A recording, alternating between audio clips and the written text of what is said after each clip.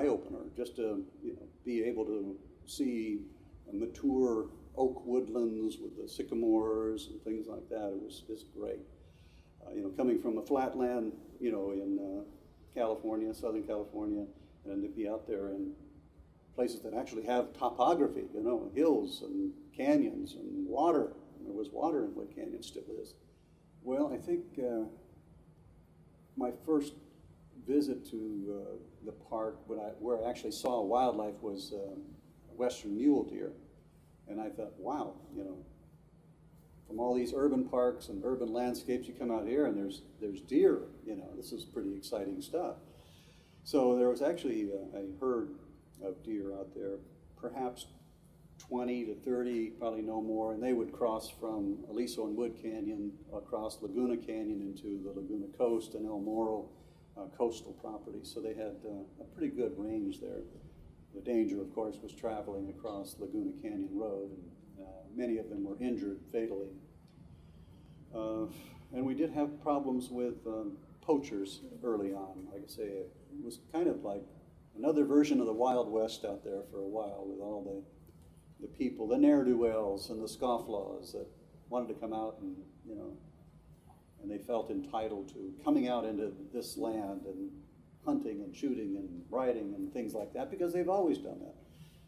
So, but we did have problems with poachers, and I remember finding a poaching blind up in a tree where they would sit up on a platform on a tree and hunt deer from that way.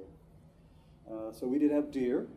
By the time the county took over the land, I think the mountain lions were extirpated from the land at that time. There were still people who, claimed to have seen mountain lions here and there, and they very well could have, up into the maybe early 90s.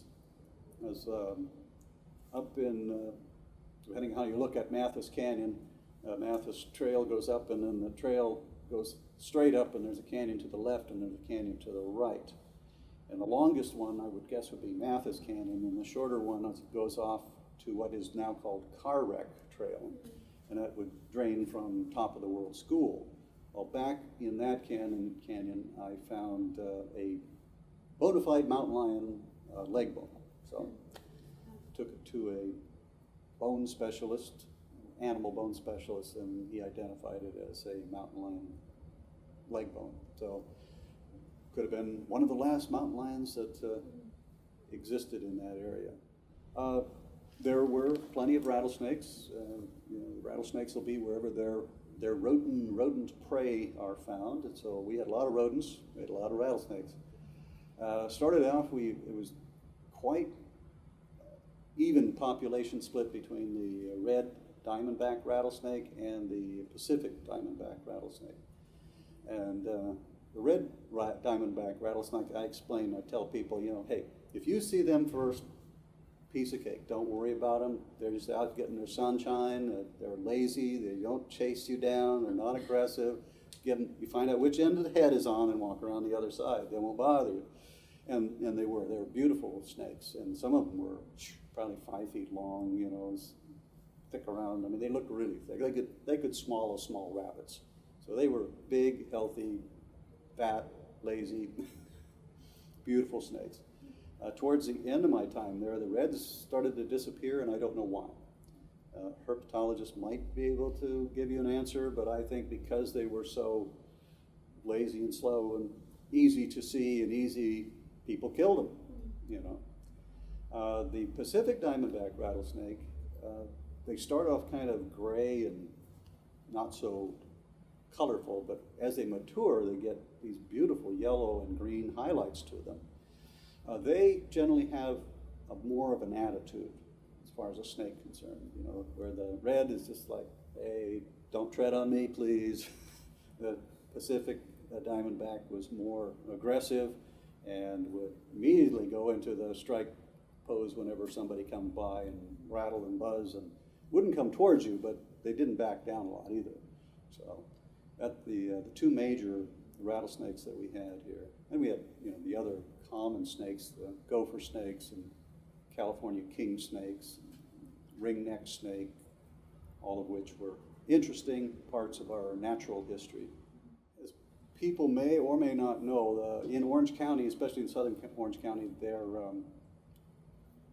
were running out of land, you know, and a lot of more houses are being built and developments are being built and toll roads are being built, and we really only have a little bit of open space, even though Aliso and Wood Canyon Park is, you know, a good number of acres, and we're connected to Laguna Coast, which is connected to El Moro, which is connected to some open space in Newport Beach. That's our coastal foothills. Is still pretty limited as far as species survival. So I think it's a good idea for people to be aware that it's a pretty big park, but it's small in comparison to what the plants and animals need to successfully reproduce and go on, and without going extinct. So treat the land with respect, keep it wild.